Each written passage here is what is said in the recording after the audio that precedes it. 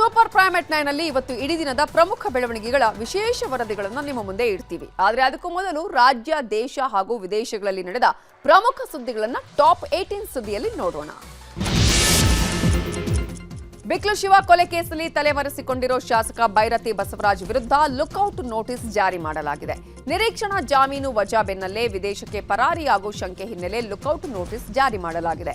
ಮತ್ತೊಂದೆಡೆ ಬೈರತಿ ವಿರುದ್ಧದ ಕೋಕಾ ಕಾಯ್ದೆ ವಜಾಗೊಳಿಸಿದ ಹೈಕೋರ್ಟ್ ಆದೇಶವನ್ನು ಪ್ರಶ್ನಿಸಿ ಸುಪ್ರೀಂ ಕೋರ್ಟ್ಗೆ ಅರ್ಜಿ ಸಲ್ಲಿಸಲು ಸಿಐಡಿ ಮುಂದಡಿ ಇಟ್ಟಿದೆ.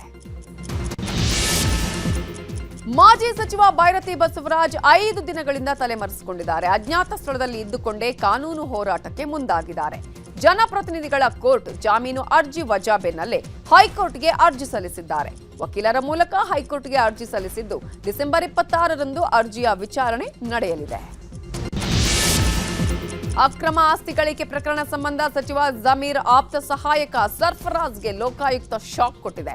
ಸರ್ಫರಾಜ್ಗೆ ಸೇರಿದ ಬೆಂಗಳೂರು, ಕೊಡಗು ಸೇರಿದಂತೆ 13 ಕಡೆ ದಾಳಿಯಾಗಿದೆ. ಈ ವೇಳೆ ಸ್ಥಿರಾಸ್ತಿ, ಚರಾಸ್ತಿ ಸೇರಿ ಒಟ್ಟು 14.38 ಕೋಟಿ ರೂಪಾಯಿ ಮೌಲ್ಯದ ಆಸ್ತಿ ಪಾಸ್ತಿ ಪತ್ತೆಯಾಗಿದೆ. ದಾಳಿ ಬಗ್ಗೆ ಪ್ರತಿಕ್ರಿಯಿಸಿರೋ ಸಚಿವ ಜಮೀರ್, ಜನಸೇವೆ ಉದ್ದೇಶ ಇರುವ ವ್ಯಕ್ತಿ ಸರ್ಫರಾಜ್ ಯಾವ ತನಿಖೆಯಾದರೂ ಆಗ್ಲಿ ಅಂತ ಹೇಳಿದರು. ರಾಜ್ಯದಲ್ಲಿ ದ್ವೇಷ ಭಾಷಣ ಪ್ರತಿಬಂಧಕ ಮಸೂದೆ ವಿರುದ್ಧ ಬಿಜೆಪಿ ಸಿಡಿದೆದ್ದಿದೆ. ಇವತ್ತು ರಾಜ್ಯದ ಉದ್ದಗಲಕ್ಕೂ ಬಿಜೆಪಿ ಕಾರ್ಯಕರ್ತರು ಎಲ್ಲಾ ಕಡೆ ಭಾರೀ ಪ್ರತಿಭಟನೆ ನಡೆಸಿದ್ದಾರೆ. ಬೆಂಗಳೂರಲ್ಲಿ ಮಾತಾಡಿದ ವಿಪಕ್ಷ ನಾಯಕ ಆರ್ ಅಶೋಕ್, ಇದು ವಿಪಕ್ಷಗಳನ್ನ ಟಾರ್ಗೆಟ್ ಮಾಡಿ ಜೈಲಿಗೆ ಕಳುಹಿಸಲು ತಂದಿರೋ ವಿಧೇಯಕ.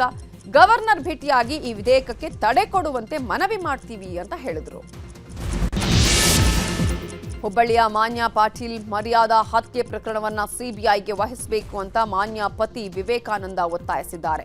ಕೊಲೆಯಲ್ಲಿ ಊರಿನವರ ಸಹಕಾರ ಇದೆ, ಹೀಗಾಗಿ ಈ ಪ್ರಕರಣ ಸಿಬಿಐಗೆ ವಹಿಸಬೇಕು ಅಂತ ಆಗ್ರಹಿಸಿದ್ರು.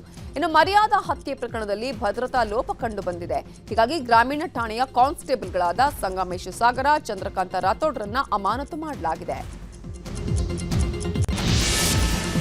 ಕೇರಳದ ಶಬರಿಮಲೆ ಅಯ್ಯಪ್ಪ ದೇಗುಲದಲ್ಲಿ 4.5 ಕೆಜಿ ಚಿನ್ನ ಕಳವು ಪ್ರಕರಣ ಸಂಬಂಧ ಮತ್ತೆ ಬಳ್ಳಾರಿಯಲ್ಲಿ ಎಸ್ಐಟಿ ದಾಳಿಯಾಗಿದೆ. ಕೇರಳದಿಂದ ಬಂದಿದ್ದ 5 ಅಧಿಕಾರಿಗಳ ತಂಡ ರೊದ್ದಂ ಜ್ಯುವೆಲ್ಲರಿ ಮೇಲೆ ದಾಳಿ ಮಾಡಿ ಶೋಧವನ್ನ ನಡೆಸಿ ಹಲವು ದಾಖಲೆಗಳನ್ನು ವಶಕ್ಕೆ ಪಡೆದರು. ಈ ಹಿಂದೆ ಕೂಡ ರೊದ್ದಂ ಜ್ಯುವೆಲ್ಲರಿ ಮೇಲೆ ಎಸ್ಐಟಿ ದಾಳಿ ಮಾಡಿತ್ತು. ಮಹಾರಾಷ್ಟ್ರದಲ್ಲಿ ಮತ್ತೆ ಯುಬಿಟಿ ಮುಖ್ಯಸ್ಥ ಉದ್ಧವ್ ಠಾಕ್ರೆ, ಎಂಎನ್ಎಸ್ ಮುಖ್ಯಸ್ಥ ರಾಜ್ ಠಾಕ್ರೆ ಒಂದಾಗಿದ್ದಾರೆ. ಬರೋಬ್ಬರಿ 20 ವರ್ಷದ ಬಳಿಕ ಇಬ್ಬರು ಒಂದೇ ವೇದಿಕೆಯಲ್ಲಿ ಕೂತು ಮುಂಬರುವ ಪಾಲಿಕೆ ಚುನಾವಣೆಗೆ ಮೈತ್ರಿ ಘೋಷಣೆ ಮಾಡಿದ್ರು. ಜನವರಿ 15ರಂದು ಬೃಹನ್ ಮುಂಬೈ ಮಹಾನಗರ ಪಾಲಿಕೆ, ನಾಸಿಕ್ ಮುನ್ಸಿಪಲ್ ಕಾರ್ಪೊರೇಷನ್ ಸೇರಿ 27 ಮಹಾನಗರ ಪಾಲಿಕೆಗಳಿಗೆ ಚುನಾವಣೆ ನಡೆಯಲಿದೆ. ಬಾಂಗ್ಲಾದೇಶದಲ್ಲಿ ಹಿಂದೂಗಳ ಮೇಲಿನ ದೌರ್ಜನ್ಯ ಖಂಡಿಸಿ ಭಾರತದಲ್ಲಿ ಪ್ರತಿಭಟನೆ ಜೋರಾಗಿದೆ. ಉತ್ತರ ಪ್ರದೇಶದ ಕಾನ್ಪುರ, ಗೋರಖ್ಪುರದಲ್ಲಿ ವಿಎಚ್ಪಿಯ 100 ಕಾರ್ಯಕರ್ತರು ಪ್ರತಿಭಟನೆ ಮಾಡಿ ಆಕ್ರೋಶ ವ್ಯಕ್ತಪಡಿಸಿದ್ರು. ಪಶ್ಚಿಮ ಬಂಗಾಳದಲ್ಲೂ ಹಿಂದೂ ಸಂಘಟನೆಗಳ ಆಕ್ರೋಶ ಜೋರಾಗಿತ್ತು. ಸಿಎಂ ಮಮತಾ ಬ್ಯಾನರ್ಜಿ ಬಾಂಗ್ಲಾದ ಯೂನಸ್ ರೀತಿ ಕೆಲಸ ಮಾಡ್ತಿದ್ದಾರೆ ಅಂತ ಆಕ್ರೋಶವನ್ನ ಹೊರಹಾಕಿದ್ರು. ದೆಹಲಿ ವಾಯು ಮಾಲಿನ್ಯ ಕುರಿತಂತೆ ದಿಲ್ಲಿಯ ಹೈಕೋರ್ಟ್ ಕೇಂದ್ರ ಸರ್ಕಾರಕ್ಕೆ ಚಾಟಿ ಬೀಸಿದೆ. ಸಾರ್ವಜನಿಕ ಹಿತಾಸಕ್ತಿ ಅರ್ಜಿ ವಿಚಾರಣೆ ನಡೆಸಿದ ಕೋರ್ಟ್ ಪೀಠ, ನಗರದ ವಾಯು ಗುಣಮಟ್ಟ ಭಾರೀ ಕಳಪೆಯಾಗಿದೆ, ಹೀಗಾಗಿ ಶೀಘ್ರ ಜಿಎಸ್ಟಿ ಕೌನ್ಸಿಲ್ ಸಭೆ ಕರೆದು ಗಾಳಿ ಶುದ್ಧೀಕರಣ ಯಂತ್ರಗಳ ತೆರಿಗೆ ಕಡಿತ ಅಥವಾ ರದ್ದು ಬಗ್ಗೆ ಕ್ರಮ ಕೈಗೊಳ್ಳಿ ಅಂತ ನಿರ್ದೇಶಿಸಿದೆ. ಇನ್ನು ದೆಹಲಿಯಲ್ಲಿ ಉಸಿರುಗಟ್ಟಿಸುವ ವಾತಾವರಣ ಇದೆ ಅಂತ ಕೇಂದ್ರ ಸಾರಿಗೆ ಸಚಿವ ನಿತಿನ್ ಗಡ್ಕರಿ ಟೀಕಿಸಿದ್ದಾರೆ. ಅರಾವಳಿ ಪರ್ವತ ಸಾಲಿನಲ್ಲಿ ಗಣಿಗಾರಿಕೆ ಕುರಿತಂತೆ ತೀವ್ರ ವಿವಾದ ಸೃಷ್ಟಿಯಾಗುತ್ತಿದ್ದಂತೆ ಕೇಂದ್ರ ಸರ್ಕಾರ ಮಹತ್ವದ ಹೆಜ್ಜೆ ಇಟ್ಟಿದೆ. ಅರಾವಳಿ ವ್ಯಾಪ್ತಿಯಲ್ಲಿ ಯಾವುದೇ ಹೊಸ ಗಣಿಗಾರಿಕೆ ಗುತ್ತಿಗೆಗಳನ್ನು ನೀಡೋದನ್ನು ನಿಷೇಧಿಸಿದೆ. ಈ ಕುರಿತು ಕ್ರಮ ಕೈಗೊಳ್ಳುವಂತೆ ಅರಾವಳಿ ಪರ್ವತ ಶ್ರೇಣಿ ವ್ಯಾಪ್ತಿಯ ರಾಜ್ಯ ಸರ್ಕಾರಗಳಿಗೆ ನಿರ್ದೇಶನ ಕೊಟ್ಟಿದೆ. ಕಳೆದೊಂದು ವಾರದಿಂದ ಸೇವ್ ಅರಾವಳಿ ಹೆಸರಲ್ಲಿ ಭಾರೀ ಹೋರಾಟ ನಡೆದಿತ್ತು. ಉನ್ನಾವ್ ಅತ್ಯಾಚಾರ ಆರೋಪಿ ಬಿಜೆಪಿ ಉಚ್ಚಾಟಿತ ಹಾಗೂ ಮಾಜಿ ಶಾಸಕ ಕುಲ್ದೀಪ್ ಸೆಂಗಾರ್ ಜಾಮೀನು ಪ್ರಶ್ನಿಸಿ ಸುಪ್ರೀಂ ಕೋರ್ಟ್ಗೆ ಮೇಲ್ಮನವಿ ಸಲ್ಲಿಸಲಾಗಿದೆ. ಸೆಂಗಾರ್ಗೆ ದಿಲ್ಲಿ ಹೈಕೋರ್ಟ್ ಕೊಟ್ಟ ಜಾಮೀನು ಆದೇಶಕ್ಕೆ ತೀವ್ರ ಆಕ್ಷೇಪ ವ್ಯಕ್ತವಾಗಿತ್ತು. ಅಲ್ಲದೆ ಸಂತ್ರಸ್ತ ಬಾಲಕಿಯ ಪೋಷಕರು ದೆಹಲಿಯಲ್ಲಿ ಪ್ರತಿಭಟನೆ ಕೂಡ ಮಾಡಿದ್ರು. 2019ರಲ್ಲಿ ಬಾಲಕಿ ಮೇಲೆ ಅತ್ಯಾಚಾರ ಪ್ರಕರಣಕ್ಕೆ ಸಂಬಂಧಪಟ್ಟ ಹಾಗೆ ಕುಲ್ದೀಪ್ನನ್ನ ಬಂಧಿಸಲಾಗಿತ್ತು. ದೇಶದ 4 ಮೂಲೆಯಲ್ಲೂ ಈ ಬಾರಿ ಚಳಿ ಅಧಿಕವಾಗಿದೆ. ಕ್ರಿಸ್ಮಸ್ ರಜೆಯ ಎಂಜಾಯ್ಮೆಂಟ್ಗೆ ತಮಿಳುನಾಡಿನ ಊಟಿಗೆ ಪ್ರವಾಸಕ್ಕೆ ಹೋದವರಿಗೆ ಚಳಿ ಶಾಕ್ ಕೊಟ್ಟಿದೆ. ತಲಕುಂದದಲ್ಲಿ ತಾಪಮಾನ -1 ಡಿಗ್ರಿ ಸೆಲ್ಸಿಯಸ್ಗೆ ತಲುಪಿದೆ.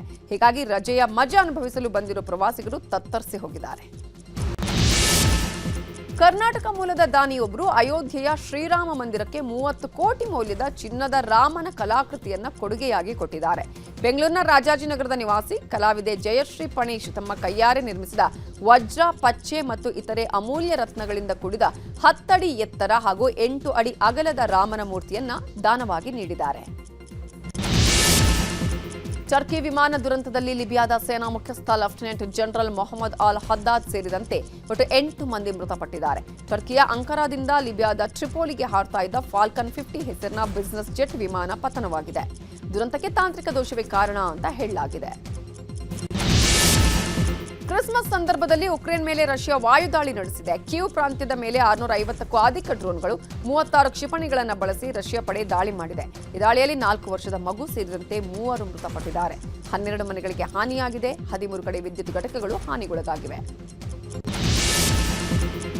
ಪಾಕಿಸ್ತಾನ ರಕ್ಷಣಾ ಪಡೆಗಳ ಮುಖ್ಯಸ್ಥ ಅಸೀಂ ಮುನಿ ಮತ್ತು ಜೈಲಲ್ಲಿರುವ ಮಾಜಿ ಪ್ರಧಾನಿ ಇಮ್ರಾನ್ ಖಾನ್ ನಡುವಿನ ಶೀತಲ ಸಮರ ಮುಂದುವರೆದಿದೆ. ಅಸೀಂ ಮುನೀರ್ ಏಕಪಕ್ಷೀಯವಾಗಿ ವರ್ತಿಸುತ್ತಿದ್ದಾರೆ. ಅವರ ವಿರುದ್ಧ ಬೀದಿಗಿಳಿದು ಹೋರಾಟ ಮಾಡಿ ಅಂತ ತನ್ನ ಬೆಂಬಲಿಗರಿಗೆ ಇಮ್ರಾನ್ ಖಾನ್ ಜೈಲಿನಿಂದಲೇ ಕರೆ ಕೊಟ್ಟಿದ್ದಾರೆ. ಹೊಸ ರೈಲು ಸೇವೆ ಉದ್ಘಾಟನೆಗೆ ಬಂದಿದ್ದಕ್ಕೆ ಮೇಯರ್ಗೆ ಕಾಯದೆ ರೈಲು ಹೊರಟೇ ಬಿಟ್ಟಿದೆ. ಮೆಕ್ಸಿಕೋದಲ್ಲಿ ಈ ಘಟನೆ ನಡೆದಿದೆ.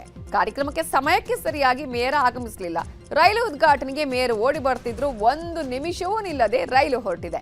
ಸೋಷಿಯಲ್ ಮೀಡಿಯಾದಲ್ಲಿ ಈ ವಿಡಿಯೋ ವೈರಲ್ ಆಗಿದ್ದು, ಮೆಕ್ಸಿಕೋದಲ್ಲಿ ನೋ ವಿಐಪಿ ಕಲ್ಚರ್ ಅಂತ ಟೀಕಿಸ್ತಾ ಇದ್ದಾರೆ. ಪ್ರಥಮ ದರ್ಜೆ ಕ್ರಿಕೆಟ್ನಲ್ಲಿ ವಿರಾಟ್ ಕೊಹ್ಲಿ 16,000 ರನ್ ಗಳಿಸುವ ಮೂಲಕ ಸಚಿನ್ ತೆಂಡೂಲ್ಕರ್ ದಾಖಲೆಯನ್ನ ಸರಿಗಟ್ಟಿದ್ದಾರೆ. ದೇವನಹಳ್ಳಿಯಲ್ಲಿ ನಡೀತಾ ಇರೋ ವಿಜಯ್ ಹಜಾರೆ ಟ್ರೋಫಿ ಪಂದ್ಯದಲ್ಲಿ ದೆಹಲಿ ಪರ ಆಡ್ತಾ ಇರುವ ವಿರಾಟ್ ಆಂಧ್ರ ವಿರುದ್ಧ ಭರ್ಜರಿ ಪ್ರದರ್ಶನ ತೋರಿದ್ದಾರೆ. 101 ಎಸೆತಗಳಲ್ಲಿ 131 ರನ್ ಗಳಿಸಿ ಔಟ್ ಆಗಿದ್ದಾರೆ.